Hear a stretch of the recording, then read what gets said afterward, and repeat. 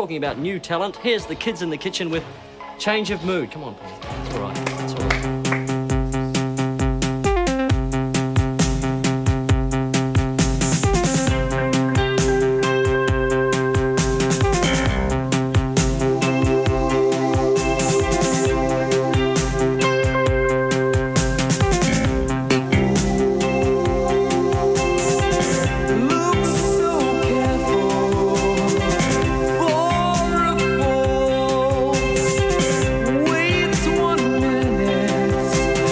Hi, this is Kids in the Kitchen, and we're at the corner.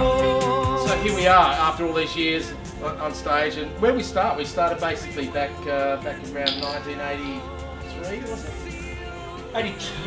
82 was our first gigs, I reckon. We played that place in North Melbourne, Therapy. The Champion Hotel was our very first gig. That's right. Yeah, that's right. And basically, you know, we were rehearsing once a week, and we kind of got bored of rehearsing. We had a stockpile of songs, and then we decided it's time to do a gig. So we got a gig at the Champion Hotel. We did another one again at Champion Hotel not long after that. And before you knew it, we were trying to get a real gig to the real paying public. And Macy's, then the Jump Club. Jump Club was the Jump Macy's, then oh yes, and where we met our first manager, Terry Rogers.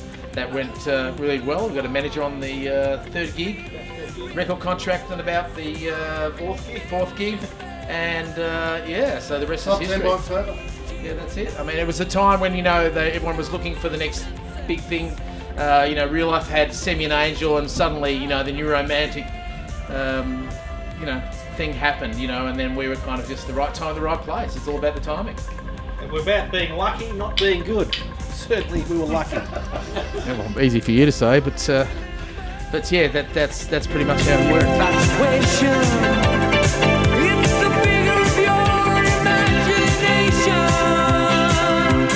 Oh, most of the funny things that happen on tour, I can't really talk about, but because what goes on the road stays on the road. But funny things happen on tour. Oh, look, you know, I think there's some more tragically funny things happen on tour than there is funny things, and that's what probably makes them funny. I mean, the only fond memory I have is staying at the Cosmopolitan for weeks long, where, you know, you'd see cockroaches the size of cats crawl across the floor. So, you know, and some of them are Brian Maddox. So there you go. Nothing that I can. No, I can't. That's forever. Changing mood, our consensus. Changing every day. Changing mood, our consensus. Remember we did the ice skating rink in front of the Maya Music Bowl, and Scotty had these lovely little leather shoes, but he decided the crowd was too far away, and he would go out there and greet them, and he got halfway across the ice, skidding everywhere, went chin first into the ice. What happened actually? It's still got the scar to prove it. That's right. That was pretty funny. Don't let a good story get in the way of the truth. But basically, I went across the. We had this. It was my music bowl. Yeah, my music bowl. And we had a big ice skating ring at the front of the band stage, and the crowd was out there. So I got, you know. You thought you'd go out there? Yeah, go out there, and this other chick came running towards me. But when she decided to stop, she kept sliding. And then I lost my footing. And 2 songs in, I was off to the ambulance. So it's her fault. Blood everywhere.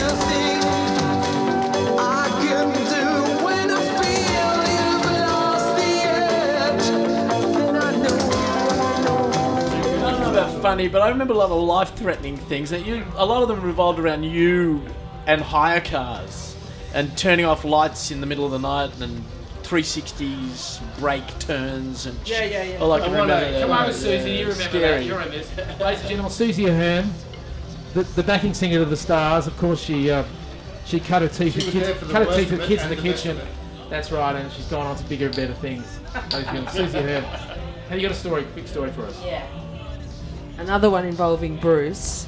On the Sydney Harbour Bridge, I remember we were driving to, I think it was Newcastle, and I have never ever since or before ever been so scared in my life.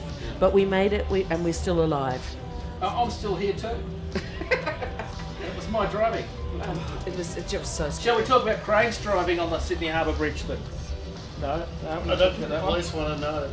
No one wants to know that. That's better left under the carpet. We were facing the other way though. Yeah. But it involved an insurance claim, didn't it? Yes, there was insurance involved.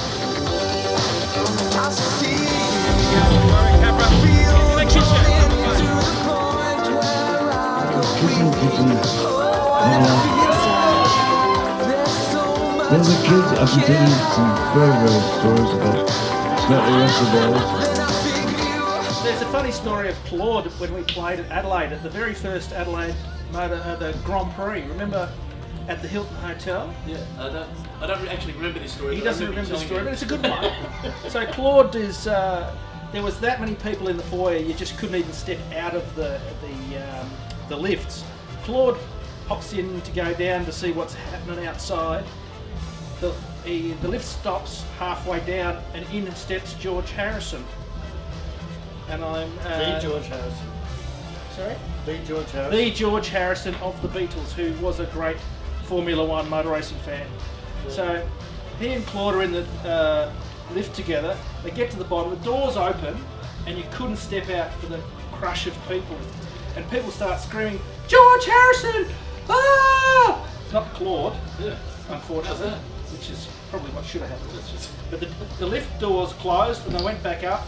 And Claude apparently said to George, "I guess you're used to that." And George said, "Oh, mate, they're all living in the past." Which brings us to this point right now, ladies and gentlemen. Yeah, here we are. 30 years They're old. all living About in to the rock it past. on. So, yeah, Kids in the Kitchen, yes, here we are. There's hardly that now, but wherever you go, there you are. Thank you.